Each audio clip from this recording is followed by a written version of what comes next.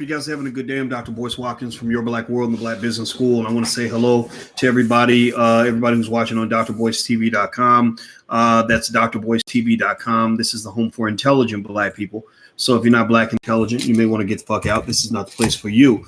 Now, in terms of intelligent conversations that we should have today, I saw a brother named Jeff Lightsey who did an excellent commentary today on the Boss Sports Network, which is a sports network for Black men.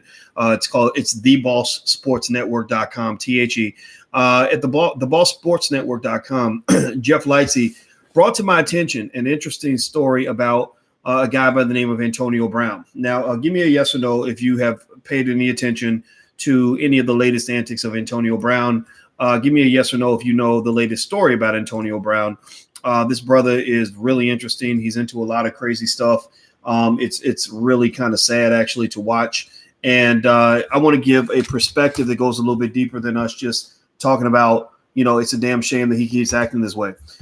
In case you aren't aware, Antonio Brown, he had a recent antic, something involving with his baby mama and doing something crazy with his baby mama. Now, mind you, baby mama drama, you ain't got to be ignorant to get involved in baby mama drama. I don't know if anybody else has ever had baby mama drama. I have. Have you? Give me a yes or no if you've ever had baby mama drama or baby daddy drama. That tends to be infectious in the Black community. Many of us get involved in all kinds of ridiculous situations that you would just kind of embarrass later on. But it is what it is. That's how life works. That's how love works. There's no shame in that in particular.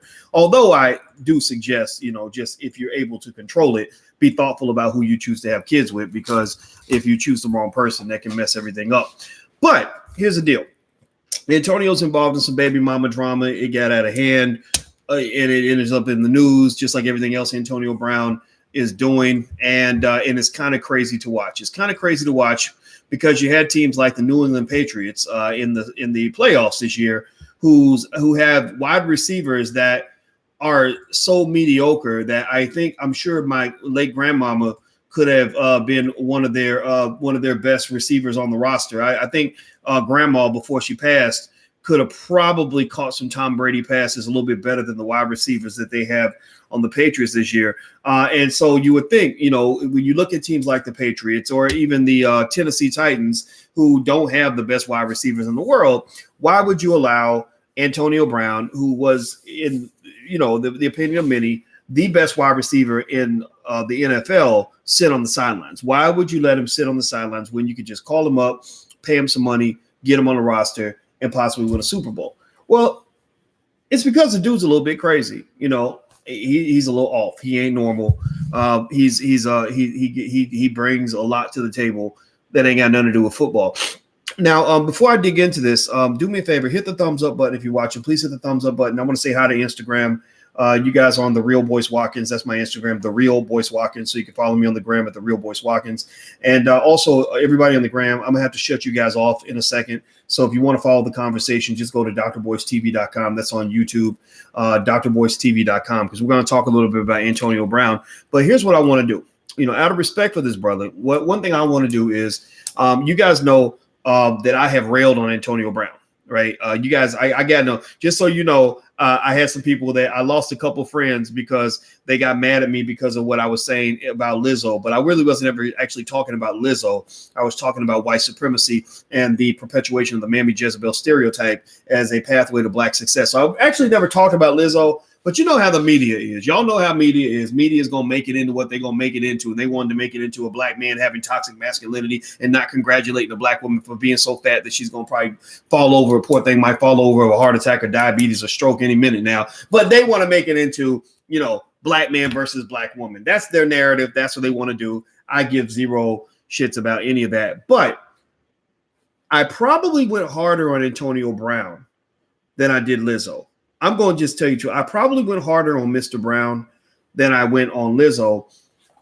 And that's because I feel like, at least with Lizzo, she is utilizing her opportunities, right? She's not throwing millions of dollars down the drain.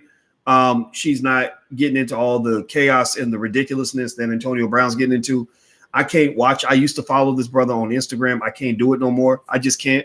I've literally gained this weird allergic reaction to buffoonery and ignorance. Like, I can't take it. I can't take it. I don't know if y'all go through this, like when you see somebody that's got 3 million Instagram followers, and literally you'll see some stupid tweet about, what vaginas smell like in the morning, and they're not even spelling the words correctly, right? Can't even spell the word vagina. They spell it like with a J or something, right? And you're just sitting here like, my God, like, what a wasted opportunity, right? We could be using these platforms to educate our people. We could be using these platforms to elevate our people. But instead, these platforms are being used for people to talk about, how much Cristal they had at the club last night.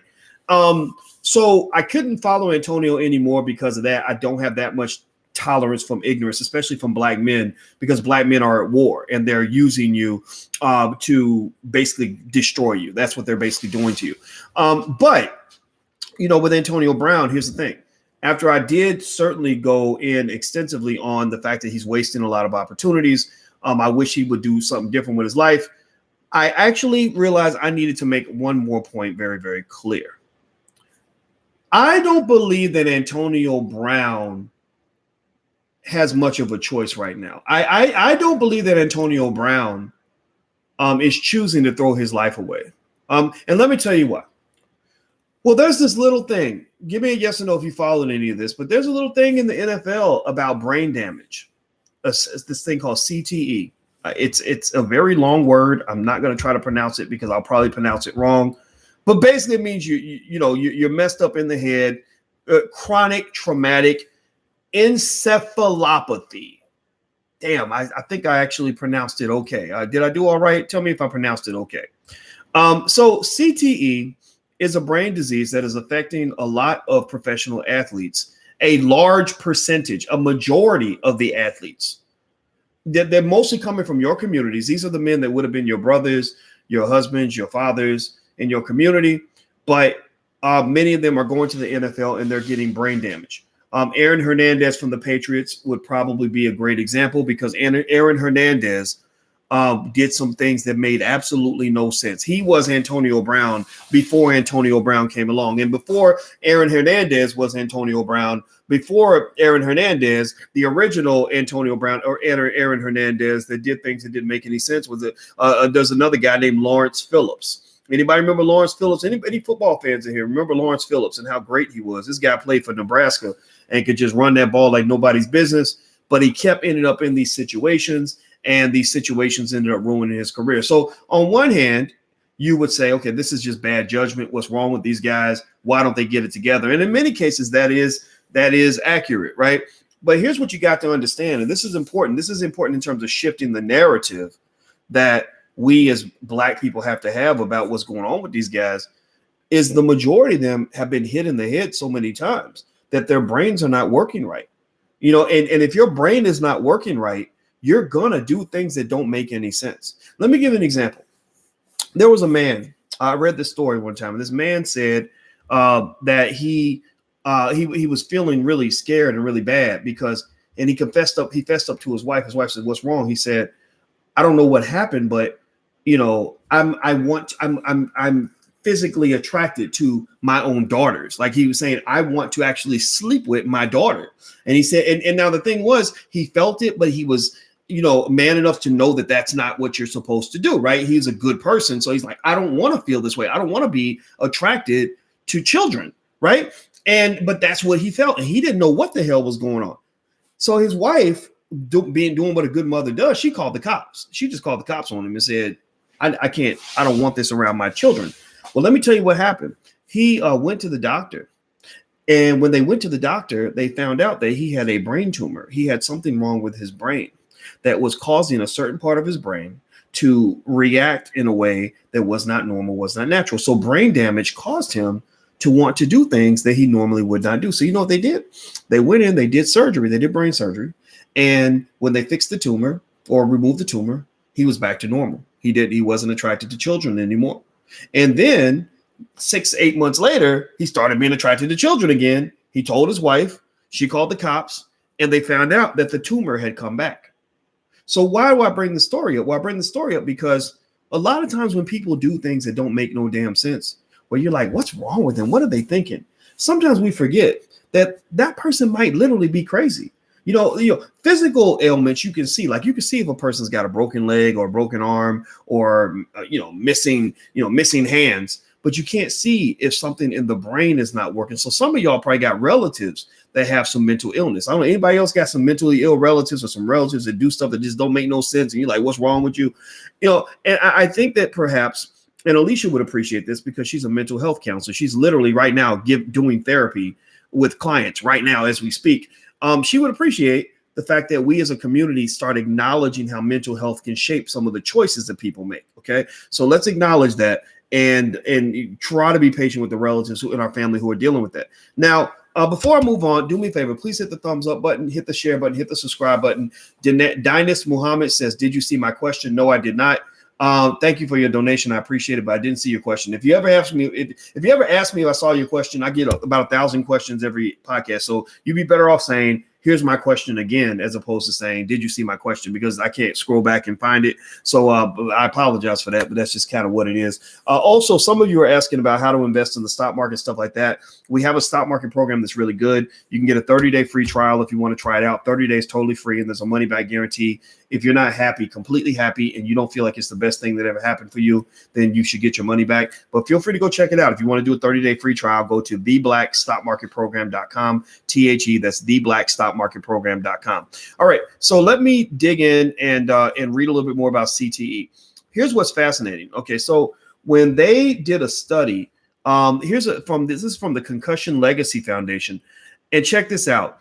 They found that the degenerative brain disease that evidence indicates is caused by brain trauma, CTE, has now been diagnosed in former football players from 147 college football programs. Every conference within the big college Power 5 conferences, ACC, Big 10, Big 12, Pac-10, and SEC, has at least one of its schools represented among the 26 programs. The study found that out of 202 players that they analyzed, 190 out of 202, 94% of the players that they studied who played college or the NFL have been diagnosed with CTE. So this is not just a few players. This is the majority. And these are not just players from all ethnic backgrounds. Most of these players are Black. These are men that have been damaged by this system. They already don't pay them, but they're compensating them. They're paying them. It's almost like somebody who robs you and leaves you with an STD, right? So they don't just take all their wealth by not compensating them. They're actually giving them a negative. They're giving them something that's going to deplete their ability to move forward in life and to be successful human beings. And that is called brain damage. And so basically 94% of the college players that they studied who played in the college or the NFL had CTE. 86% of the ones who didn't go to the NFL, who just played in college, had it. So what they're finding, from what I'm gathering, they're finding that even kids who only play high school ball are walking away with brain damage, even if you only played in high school ball, right? So I'm not telling you not to play football. I'm not telling you none of that. I'm just telling you that when I look at Antonio Brown now, I look at him with a different eye. When I look at Antonio Brown, I look at a brother who might actually be showing outwardly the results of his mental illness. And the only reason that we know about the mental illness and we're seeing it is because he's got, 3-4 million followers on Twitter and Instagram, and his mental illness is on full display. It's blasted out in full display. In fact, that's what you see a lot on social media. I don't know if you see all the Negroes that are fighting and going back and forth and launching nuclear missiles at each other on YouTube and trying to expose each other as frauds. And I hate that Negro. And let me tell you why. Well, what you're really seeing is mental illness on full display. You're seeing people either with personality disorders, through arrogance, or like, look at me now. Now everybody's finally paying attention to me because I have a YouTube channel with 3,000 subscribers. So I'm going to use this as my chance to basically go bananas and act a fool over any issue that I might be feeling. Or you're looking at people that literally need medication, like straight up need medication. What am I talking about? I'm gonna come and find you. I'm gonna kill you. I'm gonna punch you in your face. And I can't stand that, whatever. Right. So basically Antonio Brown, unfortunately, is kind of in that category where this poor brother, I think I bet you every penny that in my bank account and beyond that this brother's got CTE. There is no doubt in my mind that Antonio got CT, because you got to be messed up in the head to walk away from $30-40 million. You got to, don't get me wrong. I'm not saying that it's not possible. I'm sure people have done it before. Dave Chappelle did it because he was trying to save his mental health, right? He was trying to get away from the craziness of Hollywood so that he could save his mental health. But most normal people don't walk away from the opportunity to make, $10-20 million a year doing what they love, doing what they're best at, and then complain about it after they've walked away. Now, sure, Antonio Brown got caught up. There were some situations, right? Things happen. We know this, right? But even those situations to me were a reflection and a manifestation of the mental health issue. And you know that you already have the social issues, right? Didn't have a father in his life, because I knew about his father. I looked up his father. I knew he didn't have a daddy just by the way he was acting, right? So those things probably played a part. But I believe that what that brain damage probably did, in my opinion, I'm not a therapist here, but I'm guessing, my belief is that the brain damage triggered what was already there, right? And that's kind of the thing, right? Certain parts of your brain get damaged, and you might have the same thought as a regular person. Like maybe everybody's thinking, I'd like to punch that guy in the face, but maybe because your brain is damaged, you don't know the difference between thinking about it and actually doing it. So you become the person that actually does punch somebody in the face, whereas everybody else might have restraint.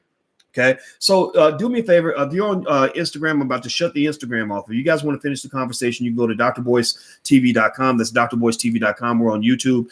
Hit the thumbs up button, share, and subscribe button. And also, if you want to check out some of our financial workbooks for children, we believe in teaching wealth to Black children, teaching ownership principles so that we don't feel like we have to sing, dance, rap, or dribble a basketball or throw a football to make money.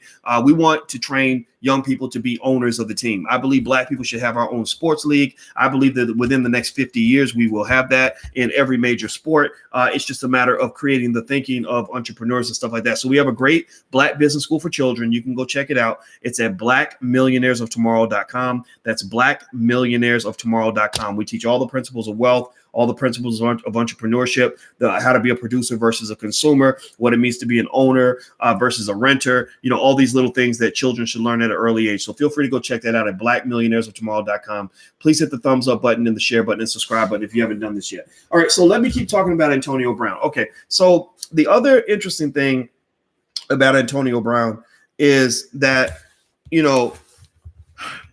the NFL, one of the things that you guys may or may not know is this. Here's the thing. With Antonio Brown, he's not the only one that is kind of going through this. The vast majority of strong NFL players are experiencing the symptoms of CTE. Now, here's what I suspect is going on right now with that. There was a guy. If yes or no, give me a yes or no in the chat if you've heard of a guy by the name of Dave Duerson, Durson.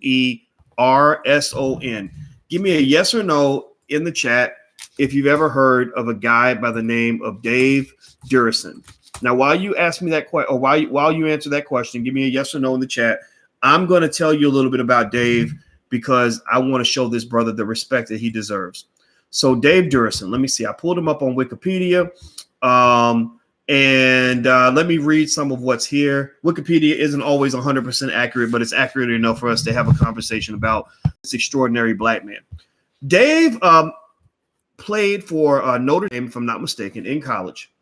He was an extraordinary player, All-American, all that stuff.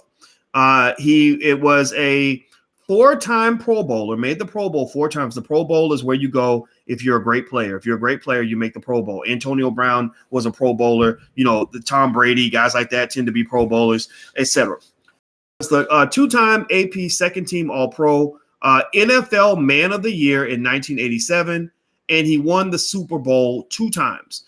Super Bowl 20, which was I don't read Roman numerals very well. Y'all got to forgive me. So it looks like that was when the 85 Bears beat the living shit out of the New England Patriots. And then Super Bowl, is that Super Bowl 30?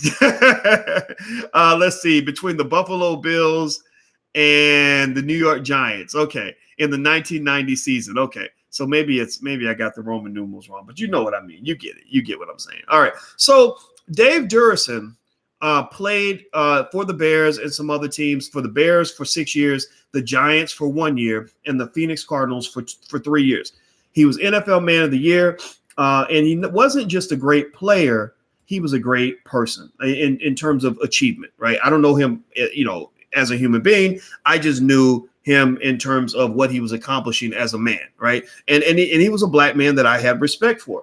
I knew of Dave because I actually knew a woman who dated him. And I remember this woman, she liked him. She had a love-hate relationship with him. I remember she used to talk to me about him. She'd say, yeah, I heard from Dave the other day, that Negro makes me mad. Like she would talk about it, in real time. And I'd be like, so tell me about this guy. I don't know anything about him. And she would say these great things, his accomplishments. And she said, yeah, Boyce, he's a businessman. He believes in black men owning businesses just like you. And I was like, oh, okay. Sounds like he's doing okay. And so one day out of the blue, I kid you not, my friend calls me and she says, Boyce. I said, what? And she said, can you believe that nigga Dave is getting engaged? Dave got engaged. He's getting married. So she's really mad because getting married, right? But Dave was the type of guy, he was like an alpha type guy, I guess. So a lot of ladies liked him. So I think she was disappointed. But that's what happens when women want you and you pick a woman. There's usually there may be 2 or 3 other women that are mad because maybe they thought they would be the one. I don't know. I have no idea. But I just listened. I was just being a friend. And 2 days after that, I want to say about 2 days after that, I'm watching the news. I kid you not, this is a true story. I'm watching the news, and they announce on the news that Dave Durrison had died from a gunshot wound to the chest. That a self-inflicted gunshot wound to the chest. He shot himself in the chest, and he killed himself. And so when they went and they investigated what was going on, what I was told was that Dave had been experiencing extreme symptoms of brain damage, that basically the CTE in his head had driven him so crazy that he could not go on any further. Couldn't go to sleep, constant headaches, can't remember, going out to, taking your daughter to school, can't remember how to get home, forgetting how to walk or how to brush your teeth, like all these things that you take for granted. This is what some of these guys are going through. And so Dave asked, because he was a smart man, he asked them, he said, when I kill myself, can you make sure that they study my brain to find out what was going on? So he shot himself in the chest so that he wouldn't damage his brain. Like, he was a real man. He was a strong man. So a lot of times if you're a man, you really just want to go out. Like you'll shoot yourself in the head or in the mouth or something, right? To make sure the damage is done. He didn't do that. He shot himself in the chest. That was my interpretation. I'm giving you my interpretation of the story. Maybe I got a couple of facts wrong, but I think the gist of it's accurate. And so they studied his brain, and they found that he had a tremendous amount of brain damage, that this was not just in his head. This wasn't just him, pretending or whatever. This was real. And in fact, actually, when Will Smith did that movie about the black doctor who discovered CTE, Dave Durrison was a character in that movie. I didn't even know all this when I was hearing the stories about Dave, because all I knew was that I had a friend who liked him, and she was giving me the, she would just call me and just tell me, oh yeah, Boyce, blah, blah, blah, blah, this happened and that Negro, blah. I mean, it was like that, right? And I also remember before Dave died, I remember him getting into interesting situations that, upon reflection, made me wonder, okay, maybe that was the brain damage talking. And again, given that the majority of NFL athletes have this brain damage, you have to go back and you have to reassess some of the things you've seen where we were quick to judge certain behavior and wonder, was that the CTE talking? Anybody remember that young brother? What's that guy's name that played for the Baltimore Ravens? Ray Rice, got drunk, punched his wife out in the elevator, which was absolutely dead ass wrong. We know that, right? But what if it was brain damage that causes these violent outbursts? Again, I'm not sitting there trying to excuse anything, but I am trying to say that, if we're very quick to give a lot of leeway to the dastardly behavior of other people, right? We're very quick to give a white feminist leeway for doing pretty much any stupid thing by saying, oh, she was emotionally abused, or, oh, he was mean to her. Oh, you're fat shaming her. You're slut shaming her. You're, whatever, right? Whatever she's doing in her life, there's always a reason, an explanation, an excuse, right? You ever see that where like for example, if a woman cheats on her husband, people are like, why did she do that? Like they're assuming, like, and if she has a good story, like, well, I felt neglected and he was emotionally abusive, then people are like, oh, okay, well, then you have an excuse, right? But when it comes to the black male, those excuses don't exist. Nobody ever really stops to say what was going on with him that caused him to make that choice, right? So it doesn't excuse anything, but it does provide perspective. An excuse is not the same as an explanation, right? But I think we should seek explanations. Junior Seau, another great one. Thank you for mentioning Junior, Kathy. Junior Seau killed himself. Junior Seau was a bad boy. I don't know if y'all know enough about football, but Junior Seau was a great player, but he died very young. There's another guy I met by the name of Antoine Randall L. Antoine Randall L. used to play for the Pittsburgh Steelers. I met Antoine at an event hosted by Etan Thomas. Etan Thomas is a good brother and a great friend of mine. He played at Syracuse, and he played eventually for the Washington Wizards. I just love this brother a lot. And so Antoine and I were standing outside in the hallway, waiting to go on stage at Etan's event. And Antoine and I are just talking, right? I couldn't even tell he was a football player. I'm looking at him. We're like the same height. And I'm really sitting here reflecting and thinking, maybe I could have been a football player too. I thought you had to be big and tall to be a football player. I'm kind of mad because I used to love football. I loved football when I was a kid. I just didn't think I was good enough or athletic enough, but I don't know. Maybe with some training I could have got there, but thank God I didn't, because my brain is precious to me. I don't want to get my brain damaged. But anyway, so we're just talking. And he was telling me, I said, yeah, man. I said, how many players have that brain damage that they're talking about? Because back then the CTE thing was just coming out, and we were actually, I know he played for the Pittsburgh Steelers, and Pittsburgh was actually where the black doctor lived who discovered the CTE. So he was right in the epicenter of that whole movement. And I said, how many players do you know that suffer from that? And you know what he said? He said, man, most of my friends got that. I said, really? I said, he said, yeah. I said, so wait, how do you know? Like, he said, man, like sometimes you'll be talking to a guy and he'll be like, hey, what's up? And you'll be like, hey, good to see you again, man. How you been? He said, like 2 minutes later, that same guy will see you again and be like, hey, what's up? Like he literally will have forgotten that he saw you 2 minutes earlier and had greeted you 2 minutes earlier, or won't remember again, will go to the store and not remember how to get back home, and so here's what's fascinating too. About a year later, Antoine was on the cover of USA Today, where Antoine said in this article, this is actually the ESPN version of the article, he basically said, I wish I had never played football. He said, I wish I had never played football. Now, pay attention now, because some of y'all got sons that love football, and I'm not trying to rain on the parade. See, people get mad at me when I bring them the truth. Like we was talking about heart disease and diabetes and the obesity epidemic. People got mad at me because they thought I hated Lizzo.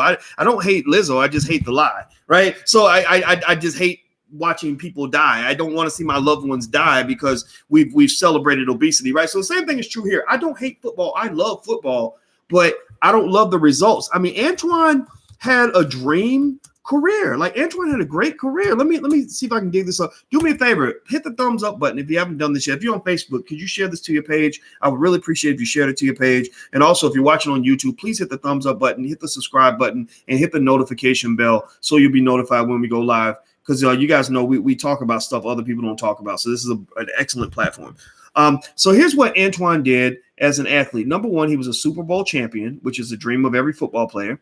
He was first team All-American in college, Big Ten MVP, Big Ten Offensive Player of the Year, Big Ten Freshman of the Year. Antoine was a bad boy. He played in Indiana, where I actually went to school in Indiana. And so he had a great career. He had the career that everybody dreams about. And he actually said, I wish I had never played football. He actually also said in that same article that when he goes down the steps, he has to go down the steps sideways because of something that's going on in his brain. He literally has to walk down the stairs sideways. Now, pay attention now. He ain't old. Antoine was 36 years old when he talked about this. So 36 years old. So if you're going through all of this at the age of 36, What in the hell is your life going to be like when you get to be 46? What is life going to be like when you're 56? What is life like when you're 66? So when I look at Antonio Brown, who also played for the Steelers, which is where Antoine Randall L played, my heart kind of goes out to him a little bit, not too much. I mean, he's a knucklehead. I ain't gonna lie. I think some of the stuff he does, I can't take it. It just drives me crazy. I can't sit here and watch a black man throw away $20-30 million a year when we out here hustling, trying to raise money to like educate black children, and you spent like $100,000 at the strip club. Like, that really bothers me. That's why your community's losing, because your most prominent, most well-paid people are out doing stupid things with their money. That's why you struggle. You take 1.3 billion and you kind of flush it down the toilet. That's why white people have their foot on your neck. Just in case you're wondering, like, how did Mr. White Man, how did your steel-toe boot get in my ear? It's because every opportunity you're getting as a community, you're kind of throwing it away because your mindset just ain't there yet. Your mindset ain't where it's going to be. And it's an overhaul. It's a long-term process. That's why I figure if I talk about this every day for the next 40 years, then maybe we'll get it by the year 2050, 2060, 2070. We ain't going to get it in 2019, 2020, 2021. That just ain't going to happen. So, but I will say that with Antonio Brown, while we can certainly hold him accountable for his decisions, and he's a grown-ass man, he gets the consequences and the benefits of every choice he makes. We also must remember that a lot of these guys get, they're brain damaged. They're mentally ill. And that's why a lot of them act out the way they do. That's why they get in these dumb situations and make some of these dumb choices. So, and that don't even count, the use of performance enhancing drugs, which is rampant all throughout the NFL. That doesn't count, having to play through injuries and everything else that they have to do in order to get that paycheck. That's why I will say that I'm a big advocate of black men just, kind of backing away from sports a little bit. Sure, if we got the next LeBron James or whatever, send him off to play basketball, play football. But, the masses of black men should be going into business. The masses of black men should be economic athletes. The masses of black men should be intellectual athletes. The masses of black men should be out here doing things that are actually going to put money in their pockets, opportunities in their pathway, and help them avoid the brain damage that's going to keep them from being the kind of husbands and fathers that we need in the community. So you can't donate all of your greatest resources. You can't donate all your men to white supremacist systems. You can't go donate all your men to this NFL lottery and then end up with all the garbage. Like they'll use them up, chew them up, spit them out, leave them broke, and then dump them back in your community. So you don't get the good stuff. Becky gets the good stuff. He goes off to the NFL, marries Becky, and has her kids or whatever, and gives her all his money. But you get the garbage. You get the leftovers. You get the guy who can't play no more. You get the guy after he's broke, after he got a drug addiction, after he's got all this brain damage, after he's got 14 babies, mamas, and all this other craziness that he's going to bring into your life. I don't want that. I want the men while they're good. I want the men while they're at their best. I want the men in our community while they're best able to achieve their goals. And because I'm going to tell you like this, let me tell you about sports. Here's one secret about sports. This is something you need to tell your sons just so they understand this. 99.9% of all athletes never make a penny playing sports. 99.9% of all basketball players never make a penny playing basketball. 99.9% of all football players never make a penny playing football. So if 99.9% of all athletes never make a penny playing sports, then why do you have 90+% of your black men, 80%, whatever the number is, dedicating their lives to something that is not going to give them any financial benefit whatsoever? I'm an investor. And as an investor, if you tell me that I'm about to invest my money in something, not just my money, but my time and my life, thousands of hours of commitment to something that has a 99.9% chance of not giving me a return on my investment, I'm not going to put my money into that investment. Give me a yes or no. Would you, if I told you, hey, I want you to take all the money in your bank account and invest it in this stock, and I want you to put everything you've got, not just all the money in your account, but all the money you're going to make for the next 10 years, and I want you to put it into this stock. And this stock has a 99.9% chance of giving you nothing, but a 0.1% chance of giving you $10 million. Yes or no? Would you make that investment? Give me a yes or no. Yes or no? Would you put your money into that stock that has a 99.9% chance of never giving you a penny and draining you of everything you got? Or are you, I don't know, would you do that, or would you put your money someplace else? Yes or no? Would you make that investment?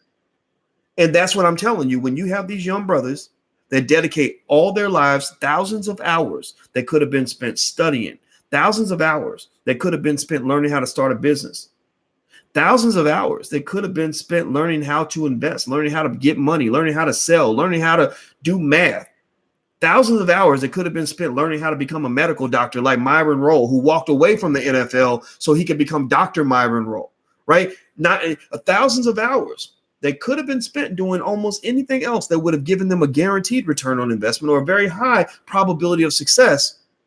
Does it make sense that they take those thousands of hours and dedicate them to sports? And then you wonder why you got so many black men who ain't got their shit together. Look at how many brothers we have out here. And I'm not dissing. Some of y'all may be in this group and I'm not making fun of you at all. It's a system. You got played. They sucked you into some bullshit. That's what they did. They sucked you into some nonsense. But think about this. They have drained so many of your men and made them think that all they can do is dribble a basketball and throw a football. Antonio Brown is in that category, unfortunately. I think Antonio is going to be a guy when he gets about 45, 50 years old. He's going to look back on his life and he's going to have a lot of regrets. Antonio Brown is kind of on his way to becoming what Mike Tyson is right now. Except the difference is I don't think he's going to do as well as Mike Tyson. Mike Tyson's actually kind of rebuilding his brand. I saw his one-man show. It was really, really good. I'm really proud of his evolution. I think he's become very reflective on things. But I bet you every nickel in my bank account and yours that if Mike could go back to 1990, he would do things very, very differently. It doesn't mean he wouldn't have boxed. He was the baddest man alive. So why not take advantage of that opportunity? But I don't believe Mike would have seen himself as just an athlete. That's the point. You got too many black men who only see themselves as athletes and don't realize that before you're an athlete, you are a human being. And while you're also a human being, you're most importantly a black man. So you got to be a black man and a human being before you're an athlete. You cannot be sucked into a system where they're going to use you up, chew you up, and spit you out and leave you with nothing, and you've given them your entire life. That doesn't make any sense. That's not a fair trade. That's how communities go broke. They engage in what Dr. Claude Anderson refers to as the doctrine of unequal exchange. The doctrine of unequal exchange basically says, I give you everything, you give me nothing. I give you something of value, you give me something that's worthless, right? And that's what the Europeans did to the Africans, and that's what Europeans are doing to African Americans right now. They got you trading putting it all on the line, betting it all on a horse that ain't never gonna cross that finish line. So get a new dream. Get a new dream. These hoop dreams, that Hoop Dreams movie made me sad. Anybody ever seen Hoop Dreams? Give me a yes or no if you saw that movie Hoop Dreams. Anybody else see Hoop Dreams? It was actually about a kid in Chicago, and I live in Chicago. So I see Hoop Dreams in real life. I don't even need to watch the movie, right? I live in Chicago where Hoop Dreams took place. And if you watch that movie Hoop Dreams, it was sad as hell. Not just because the Hoop Dreams never came to reality, which they almost never do, right? It was a sad movie because I don't know if y'all remember, but the dude that was trying to get to the NBA was like 5'9" or something. Like, did anybody remember that? Like, this dude it wasn't like he was like a LeBron. Like LeBron, you know, I would have got it if LeBron had given a little extra time to sports. Because LeBron, when he was 16, you knew this guy was going to the league. You knew he was playing with guys like Jordan, and he was, 6'7" and 200 and something pounds, and could move and dribble and shoot and all that. So LeBron, I got it. But when you got a little guy who's 5'9", who's barely tall enough to be in the fucking circus, and he's like talking about, I'm going to be a professional basketball player. And you're sad because you're like, okay, and now what is your plan B? Like, we need a plan B. And the kid ain't got no plan B. That's crazy. That's scary. Very scary. Because remember, these are the men that you're going to expect to raise your children in your community in the next generation. And if they're not prepared by us, then they're not going to be prepared for anything. That's why. And I see my friend Cheryl Urban in here who runs the New Alkebalan School down in Florida. That's why I believe that people like Cheryl are important, because what needs to happen is we need to start educating our own damn kids.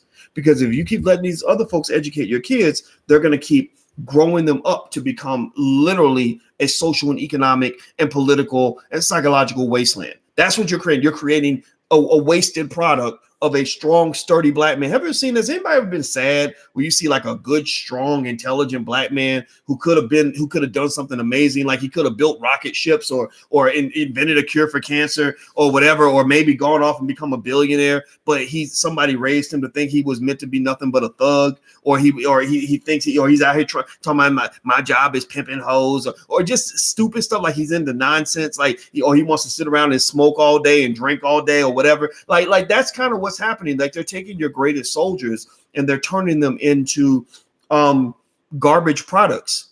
They're not making them into men. They're making them into little boys, or they're making them feminine, or they're distracting the hell out of them, turning them into something that they shouldn't become. And it's all sort of infiltrated through the music, through the media. It's infiltrated through the educational system where they're pushing these black boys through school and they're not forcing them to learn how to read. Right? Like one example, and actually I'll give you this example and then I'm going to go in a minute. Do me a favor, hit the thumbs up button. Please hit the thumbs up button if you haven't done it. If you're on YouTube, if you're on Facebook, please share this to your page. And also I want to remind you guys, if you want to help us grow this platform, we could use your support. If you go to intelligentblackpeople.com, that's intelligentblackpeople.com. We'd love to have you as a patron. And in exchange for your patronage, we'll give you free stuff. Like we take good care of the people that are on their platform. So feel free to go to intelligentblackpeople.com. But here's one last example that comes to mind. And it's in Chicago. Brian House says, raised in Chicago, saw many brothers not maximize their potential. Exactly, but that's not always their fault. And it's our fault, but it's not our fault. It's our fault, but it's not our fault, right? It's our fault for relinquishing control of our children to other people. That part's on us. That's our decision. That's our choice. You know, like we're going into their hotel room at 2:00 in the morning and getting assaulted. And it's their fault for committing the assault, but maybe it's our fault for choosing to go into their hotel room at 2 a.m. when we know that R. Kelly's the one who invited you up to that room, right? So it's their fault, but it's our fault, right? And it's important that you accept the fact that some of this is your fault, because if you accept the fact that some of it is your fault and your responsibility and that you dropped the ball, then that gives you the power to know that you can actually, sort of reclaim and change the situation if you put your mind to it. So here's the deal. In Chicago, you have a terrible public school system that's not educating kids. These kids are graduating, can't read, can't write, can't spell their mother's middle name, all this other stuff. There was a guy who played in the Chicago public schools by the name of Antoine Walker. Anybody give me a yes or no if you know the name Antoine Walker. Antoine Walker, I knew Antoine pretty well, not close as a friend, but I followed him closely because he was at University of Kentucky the same time I was back in the day. And everybody knew Antoine was going to the NBA, but also a lot of us suspected that Antoine could not read. We suspected that in college at the University of Kentucky, where you're supposed to be able to read to go to college, right? That's kind of like a requirement. We suspected that Antoine wouldn't have been there if he wasn't 6'8" and winning national championships and bringing in $10-20 million a year for the basketball program. I'll just say that. So Antoine goes to the NBA. Antoine makes $110 million. Antoine, after leaving the NBA, is completely broke, completely bankrupt, sleeping on people's couches, struggling, back in the struggle. I don't make fun of Antoine. I don't bring this up because I'm dissing him or saying we should wag our finger at him. What I'm really trying to get you to do is stop for a second and say, okay, so what happened? And why does it keep happening? And what role have we played in allowing it to happen? And what role can we play to stop it from happening? Right? Sure, we can sit around and complain about white people or all those Beckys, they took their money. Because I'm sure, he married Evelyn Lazar, one of the basketball wives. I'm sure she got something out of the deal. I'm sure she got paid. I'm sure the agent got paid. I'm sure the managers got paid. I'm sure the lawyers got paid. I'm sure all the, a lot of the people that I know the University of Kentucky got paid. So here you have this young black man. Think about this. These are your alpha males now. He's 6'8", 200 and something pounds, and a pretty smart guy. I mean, he's a smart athlete. He just wasn't, I don't know if he was a smart person, but he was definitely a smart athlete. So they're taking your alpha males and turning them into absolute complete betas. They're feminizing your greatest men right before your very eyes. They're literally buck breaking him slowly but surely by running him through the grinder of this thing called amateur and professional sports, and milking him like a cow, squeezing the udders, milking him till the udders fall off, saying we're going to make as much money off this nigga as we can. The same way you might go in the woods and shoot a bear and eat off of that bear for the next 6 months until the carcass has no more meat left, and then you throw the carcass in the river. So the black male, especially in sports, becomes that prototype. They identify fresh meat when he's about maybe 7, 8 years old. They notice that he's a little bit taller than the other kids, a little bit bigger than the other kids, a little bit faster, more coordinated than the other kids.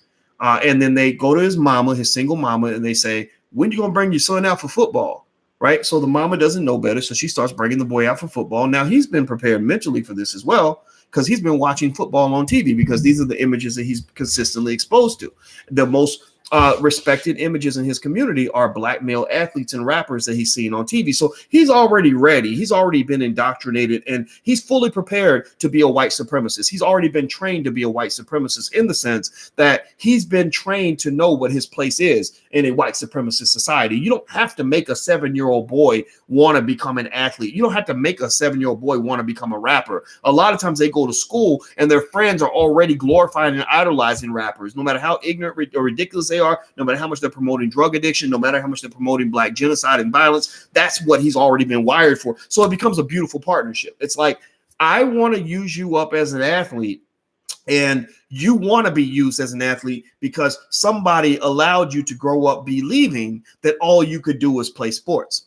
So then when that kid gets in that system, he shows tremendous potential. They get him in all these little sports leagues. They're just grooming him. No different from the way R. Kelly would groom a little girl when he's like, I'm about to get that ass. When she's about 12, 13, 14 years old, we're going to start making love. And then when she's 20, 19, 20, 20 years old, I got my next Azriel Clary on my hands, right? So they start grooming him, just like they start doing the R. Kelly on your son.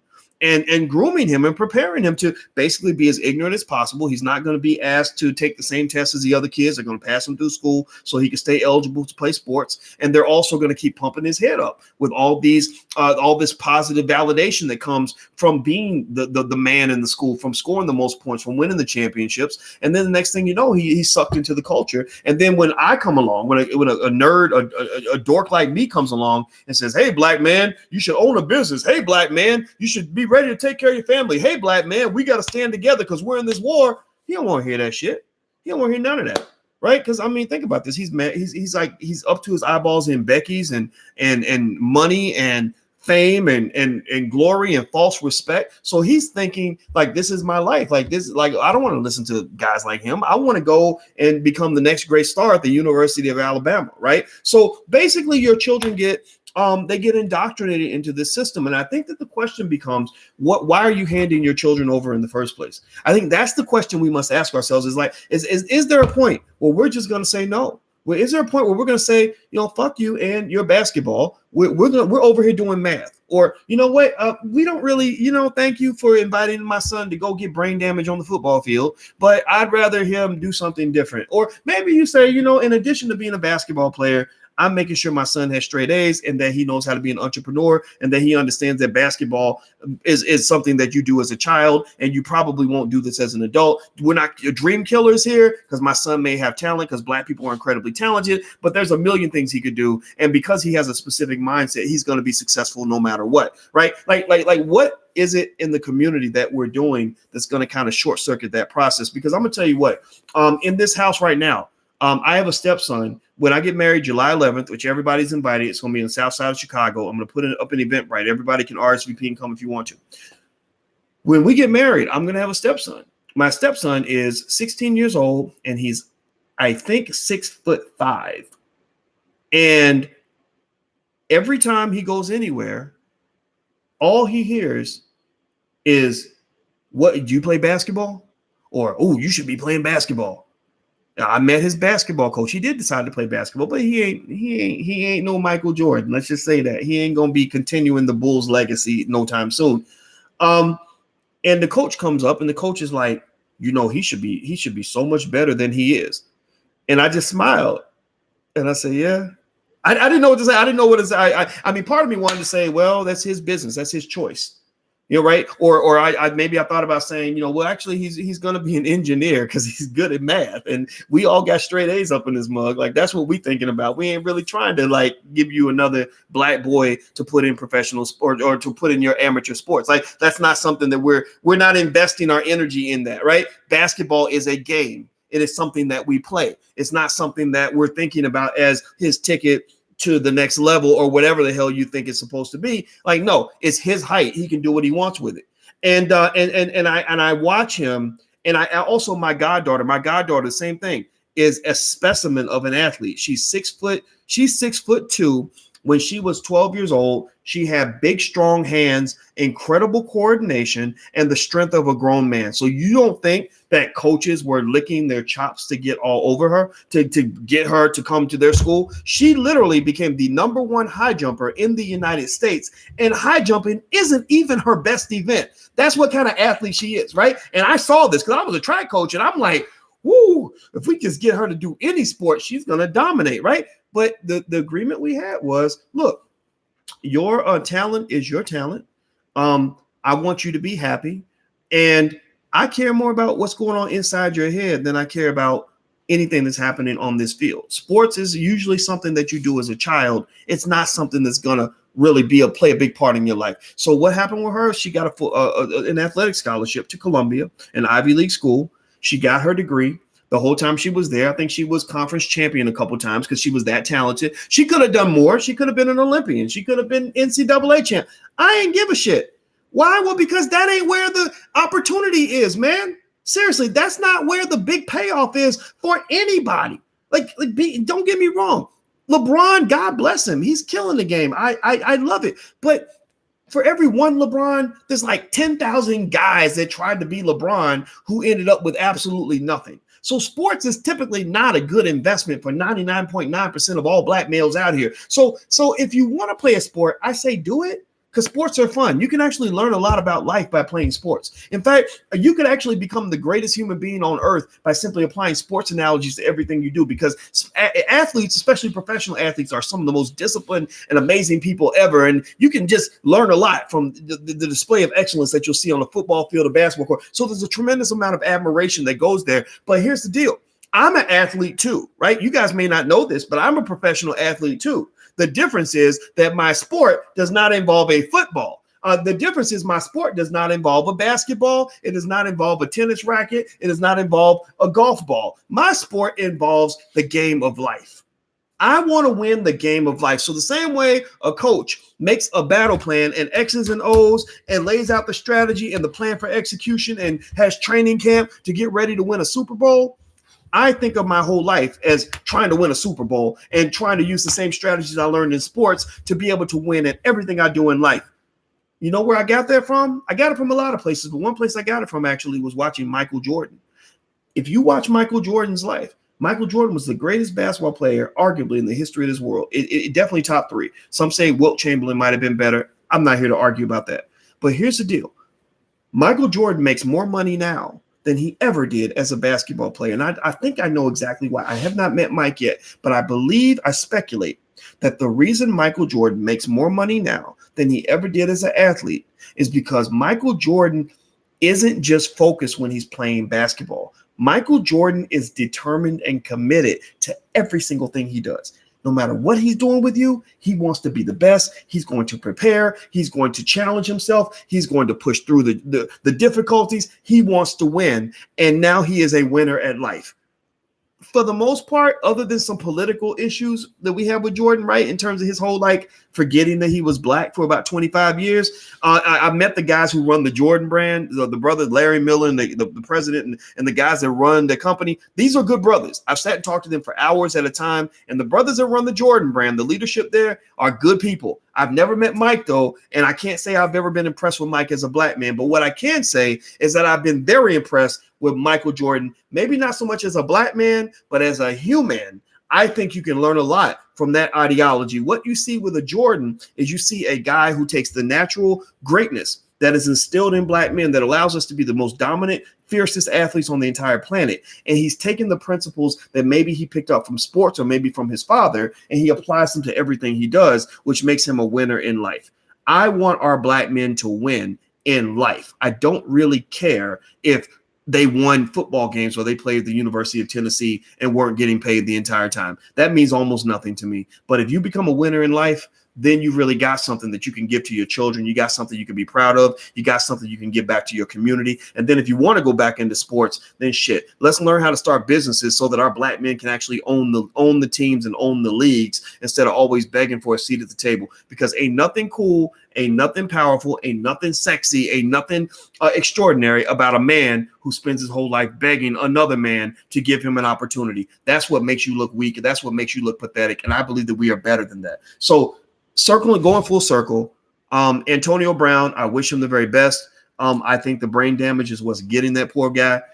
We extrapolated into some other areas that I thought were worth talking about. I hope that you benefited from the conversation. And perhaps if you know a black male who needs a more holistic understanding of what it means to be a successful human being, maybe you'll guide them to this video because I believe that we need to be shaping that narrative and we need to be defining what our men are going to become instead of letting your oppressor define what your men are supposed to be. Because the reason that you don't have any men in the community half the damn time is because they're telling you what a man's supposed to be, and they're always going to give you the wrong directions. That's how you win a war. In World War II, when the French citizens were mad that the Germans had invaded France, you know what they did? The French, they wanted to create chaos. So they would, when the German soldiers would say, well, which way to Paris? They would say, oh, it's that way, right? They would tell you the wrong direction, or they would tell you a direction that would get you killed because they wanted to create confusion. So for black people, when it comes to raising your children, they're giving you the wrong directions. And if you're crazy enough to listen to that, I feel sorry for you, because they're doing this to create confusion because they don't want you to realize how great you are and they want you to always lose. So let's stop losing. Let's start winning. We're better than that. I got to go, guys. I didn't expect to talk for a full hour, but you know what? I had something to say and it came out, and don't blame me, blame God, because when it comes out, I just say it and I can't apologize for it. So anyway, guys, as far as Dr. Anderson, I know some of y'all asked about Dr. Anderson. I don't think he's feeling that great. I'm going to keep checking on him. I'll share what I'm allowed to share, but I don't know if he's going to be able to come in for Powernomics Thursdays anymore. We did a lot of footage though. There's a lot of videos out there that you want to go check them out. And I'll keep you guys posted on it. I'm glad he did the Breakfast Club interview because that meant a lot to me. He went through a lot to go do that interview with Charlemagne, and I really appreciate Charlemagne for having him on. And I'll keep you guys posted. But thank you very much, the Not Dumb Podcast, for your donation. I appreciate it. That's the Not Dumb Podcast. So everybody subscribe to the Not Dumb Podcast. It says business is so much easier than trying to make it big in sports. That is 100% true. I don't know that many athletes that became millionaires, but I know a lot of business people who became millionaires. So just put your energy into things that are actually going to work out for you. Make good investments. So last but not least, do me a favor. Hit the thumbs up button. If you're on Facebook, please share it to your page. Also, if you want to go check out our Black Business School for Children, it's a great program. You can go to blackmillionairesoftomorrow.com. That's blackmillionairesoftomorrow.com. We also have financial workbooks and flashcards for children. You can take a look at financialworkbooks.com. That's financialworkbooks.com. So take care, guys. Have a good day, and I'll see you soon. Be good. Peace.